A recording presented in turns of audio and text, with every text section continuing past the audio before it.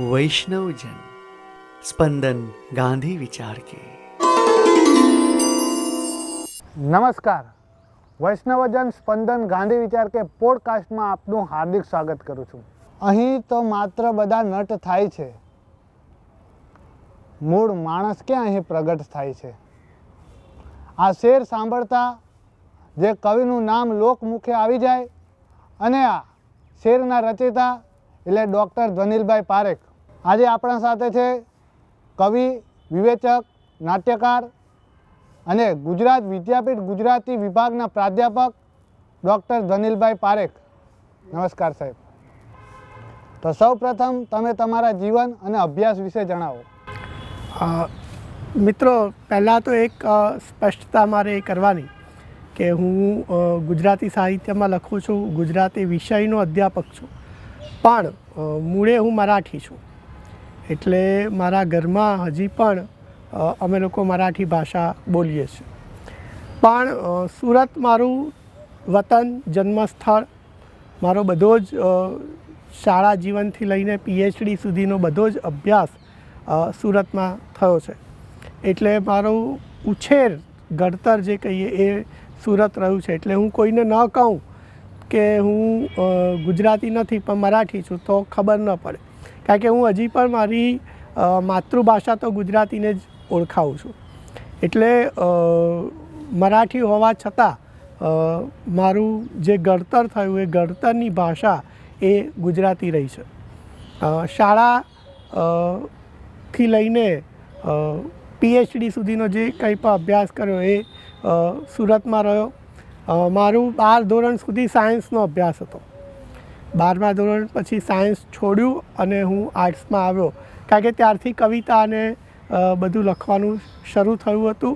અને એ લખતા જ એક વાત મનમાં બહુ જ પાકી કરી લીધી હતી કે આપણે ગુજરાતી વિષયના અધ્યાપક થવું છે, અને પછી એ દિશામાં જ PhD સુધીનો અભ્યાસ મેં કર્યો હતો।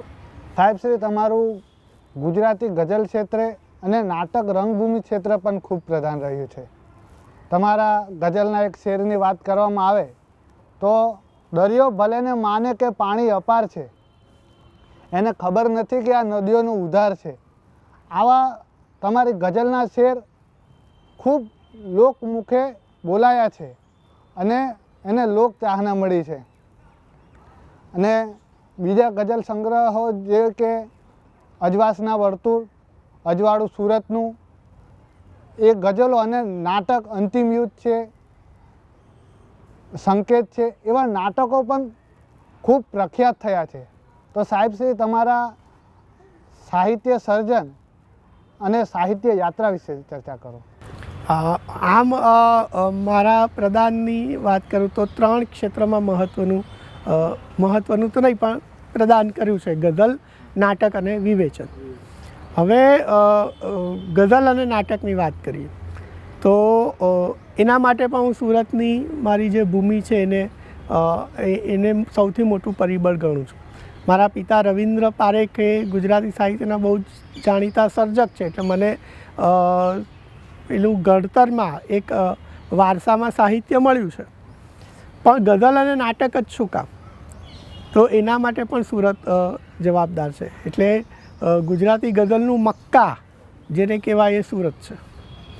એટલે તમે કોઈ પણ એક ઉત્તમ ગઝલકારનું નામ બોલો, એ મરીઝ હોય, રતિલાલ અનિલ હોય, ભગવતી કુમાર શર્મા હોય, તો એ બધાનું કાર્યભૂમિ સુરત રહી છે। એટલે ગઝલનું વાતાવરણ મને સુરતમાંથી મળ્યું અને વર્ષો સુધી ત્યાં ગઝલ શિબિરો ચાલતી।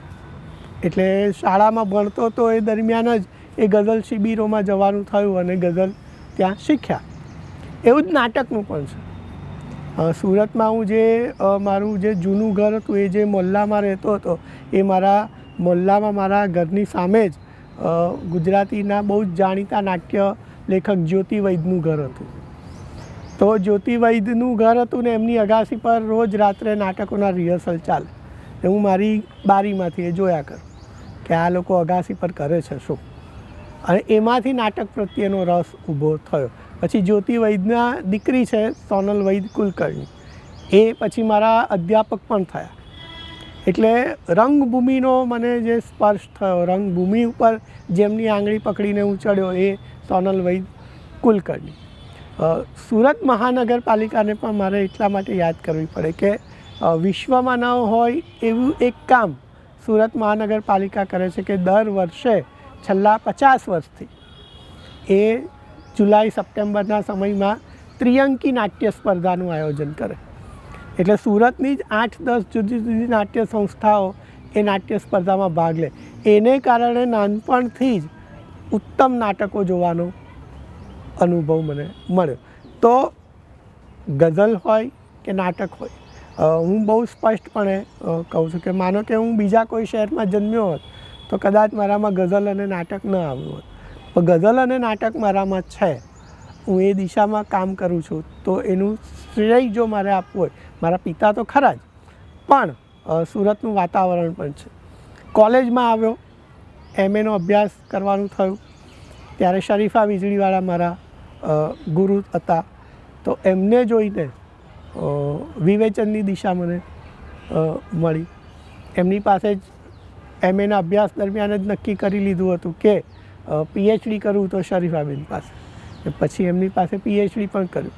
એટલે આ 3 ગઝલ, નાટક અને વિવેચન એ સુરત અને ત્યાંના મારા ગુરુ અને મારા પિતાને કારણે મારું એ પ્રકારનું લેખન અને ઘડતર થયું. સાહેબ, દરેક સર્જક અને સામાન્ય વ્યક્તિ પર એમના શિક્ષકોની અને અન્ય સર્જકોની પણ અસર હોતી હોય છે. આપણે મહાત્મા ગાંધીજીની વાત કરીએ તો એમણે શ્રીમદ ભગવદ્ ગીતા અને ટોલ્સ્ટોયના તત્વજ્ઞાન ભર્યા પુસ્તકો વાંચ્યા ત્યારે તેમના જીવનમાં પરિવર્તન પણ આવ્યું અને એ પુસ્તકોનો અને સર્જકોનો પ્રભાવ ગાંધીજી પર રહ્યો. તો સાહેબ શ્રી, તમારા જીવનમાં પણ કેટલાક શિક્ષકો અને સર્જકો હશે જે તમારા સાહિત્ય અને તમારા જીવન પર પ્રભાવ પાડ્યા હશે. તો સાહેબ, તમારા કયા કયા શિક્ષકો અને તમારા સાહિત્ય પર કયા સર્જકોની અસર જોવા મળે છે, પ્રભાવ જોવા મળતો હોય છે? પ્રભાવ તો હું કેવી રીતે કહું, પણ મેં અગાઉ કહ્યું એમ મને વારસામાં સાહિત્ય મળ્યું છે. એટલે વાત તો ઘરથી જ શરૂ થાય. પણ ગઝલ શિબિરોમાં ગયો. એ ગઝલ શિબિરોમાં આપણા બહુ જ જાણીતા બધા કવિઓ ભગવતી કુમાર શર્મા, નયન હ દેસાઈ, બકુલેશ દેસાઈ, મનહરલાલ ચોકસી, આ લોકો ગઝલ શીખવતા હતા. એટલે મારે મારા ગઝલ ગુરુઓ તરીકે યાદ કરવા હોય તો આ બધાના નામ મારે લેવા પડે. એ પછી રઈશ મનિયાર છે કે મુકુલ ચોકસી છે, એમની સાથેની પણ બધી ગઝલોની ચર્ચાઓ થતી હતી. એને કારણે પણ ગઝલ ખરેખર શું છે એ ખબર પડવા લાગી. મારા ગુરુ તરીકે પણ મેં તમને 2 નામ આપ્યા, સોનલ વૈદ કુલકર્ણી કે જેમની આંગળી પકડીને હું રંગભૂમિ ઉપર ચડ્યો. 12 નાટકોમાં મેં અભિનય પણ, ઘણા 12 નાટકોમાં અભિનય પણ કર્યો.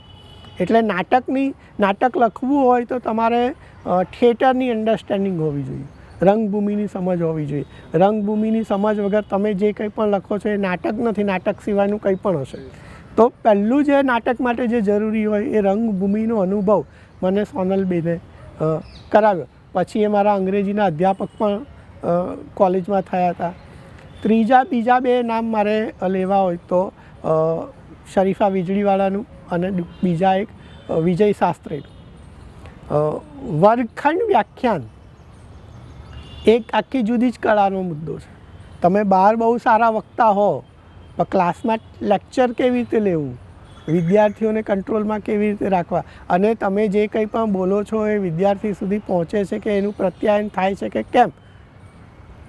તો એ મારા આદર્શ હતા વિજય શાસ્ત્રી, કે એ જે કંઈ પણ અમને ભણાવે એ પછી તમારે બીજી વખત વાંચવાની જરૂર ન પડે, કે એ વર્ગખંડમાં જ એવી રીતે સરસ રીતે ચાલ્યું હોય. એ પેરેલિસિસ ભણાવે કે ભાષા વિજ્ઞાનનો કોઈ પણ મુદ્દો ભણાવે તો એ હજી પણ એવું જ મનમાં અકબંધ છે, કારણ કે એમની શૈલી, શીખવવાની શૈલી, પદ્ધતિ. તો આ બધા શિક્ષકો, આ બધા ગુરુઓ ગઝલના હોય કે નાટકના હોય કે કોલેજના હોય, એને કારણે એક આખું આ મારું ઘડતર થયું છે.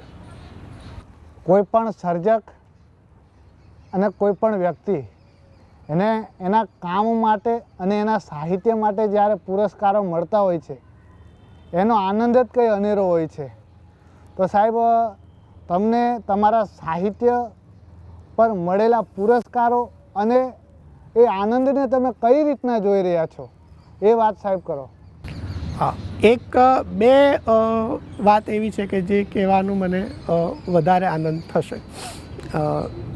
દિલ્હી સાહિત્ય અકાદમી દરેક જે આપણી જે 24 ભાષાઓ છે એ 24 ભાષાઓ માટે પુરસ્કારો આપે છે. દરેક ભાષાના એક પુસ્તકને દર વર્ષે પારિતોષિક આપે છે. હવે 2011થી દિલ્હી સાહિત્ય અકાદમી એવું નક્કી કર્યું કે 35 વર્ષથી નીચેના જે યુવા સર્જકો છે એમના માટેના યુવા પુરસ્કારની શરૂઆત થઈ. તો મારા માટે આનંદની વાત એ છે કે ગુજરાતી ભાષામાં શરૂઆત થઈ અને પહેલો પુરસ્કાર મને મારા નાટક અંતિમ યુદ્ધ માટે મળ્યો હતો. આ એક વાત. બીજી જે વાત એ છે કે પ્રણવ મુખર્જી રાષ્ટ્રપતિ હતા ત્યારે પ્રણવ મુખર્જીએ એક સ્કીમ શરૂ કરી હતી, રાઇટર્સ ઇન રેસિડન્સ રાષ્ટ્રપતિ ભવનમાં. એટલે જે કોઈ પણ સર્જક પસંદ થાય એને 15 દિવસ માટે રાષ્ટ્રપતિ ભવનમાં રાષ્ટ્રપતિ સાથે રહેવાનું. તો ગુજરાતી ભાષામાંથી રાષ્ટ્રપતિ ભવનમાં જઈને 15 દિવસ રહ્યા હોય અને રાષ્ટ્રપતિનું સન્માન મળ્યું હોય એવો પહેલો સર્જક હું છું. એનો પણ મને આનંદ છે. ત્રીજું એક જે છે તે મારી ભૂમિ સુરતથી નર્મદ ચંદ્રક આપવામાં આવે છે, જે પણ ગુજરાતી સાહિત્યનો બહુ જ પ્રતિષ્ઠિત ચંદ્રક છે.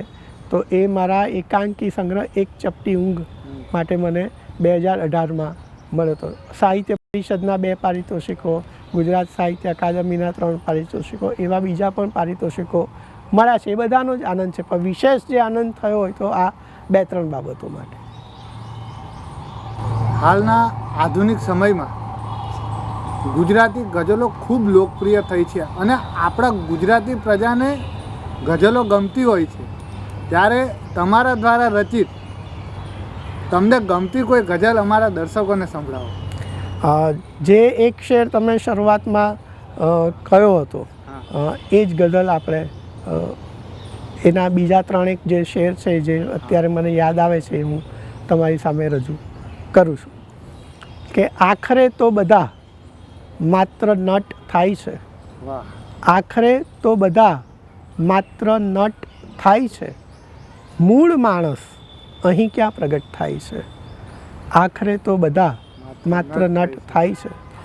ને આ નદી કોઈ વ્યક્તિ છે, કલ્પી જુઓ. આ નદી કોઈ વ્યક્તિ છે, કલ્પી જુઓ. હાથ એના પછી બેવ તટ થાય છે. આ નદી કોઈ વ્યક્તિ છે, કલ્પી જુઓ. હાથ એના પછી બેવ તટ થાય છે. ને પાંદડું જન્મ લે ડાળ પર ત્યારથી, પાંદડું જન્મ લે ડાળ પર ત્યારથી પાનખર ઋતુની ચોખવટ થાય છે. પાંદડું જન્મ લે ડાળ પર ત્યારથી પાનખર ઋતુની ચોખવટ થાય છે. ને આ સૌ નદી પૂર માટે રમે છે રમત. સૌ નદી પૂર માટે રમે છે રમત. જળની વચ્ચે આ કેવું કપટ થાય છે. સૌ નદી પૂર માટે રમે છે રમત. જળની વચ્ચે આ કેવું કપટ થાય છે. આખરે તો બધા માત્ર નટ થાય છે. વાહ વાહ, ખૂબ ખૂબ આભાર સાહેબ શ્રી. દર્શક મિત્રોનો પણ આભાર. વૈષ્ણવજન સ્પંદન ગાંધી વિચાર કે પોડકાસ્ટ જો આપને પસંદ આવ્યો હોય તો આ ચેનલને લાઈક કરો, શેર કરો અને સબસ્ક્રાઈબ કરો. આભાર. આભાર. वैष्णवजन स्पंदन गांधी विचार के